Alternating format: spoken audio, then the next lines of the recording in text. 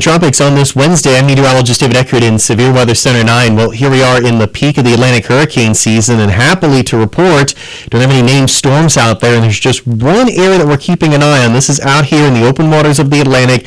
Now has a high chance of development. Looking pretty good. This is going to end up becoming a tropical depression or tropical storm later in the week. So here it is. Here's the Cabo Verde Islands. This is thousands of miles away from Florida, and you can see it's still very elongated, so it hasn't really organized a ton, and it's probably not going to get its act together until we get later on in the week. As we get into the open waters of the Atlantic, a little bit closer to the Lesser Antilles, say in this region, that's when we're probably going to end up having a tropical depression or maybe even a tropical storm form. Now, clearly this region right here, called the Main Development Region, this is a key area that we keep an eye on in September, and at this point, the models are kind of inconclusive as to how this would play out. If we end up with a very substantial system, the likelihood is it's probably going to do something like this, move into the North Atlantic, head out to sea. If it remains very, very weak, or maybe doesn't even become a tropical depression, the likelihood is it may end up drifting towards the Lesser Antilles and possibly Puerto Rico next week. It's just simply too early to know how this would play out, but it is one we'll keep an eye on, but at this point,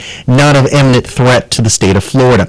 Next week, though, things may really begin to tick higher. In fact, you can see this latest update from NOAA showing a corridor here, southern Gulf through the Caribbean, nearshore waters of the Atlantic. Could see some development in that area, and also watching another area back here off the African coast. Probably going to have another region that develops out here as well. So bottom line, this is to be expected. We are in the peak of hurricane season, and while it's quiet now, it probably won't stay that way over the next couple of weeks. Stay with Channel 9 Eyewitness News for the latest in the tropics all season long.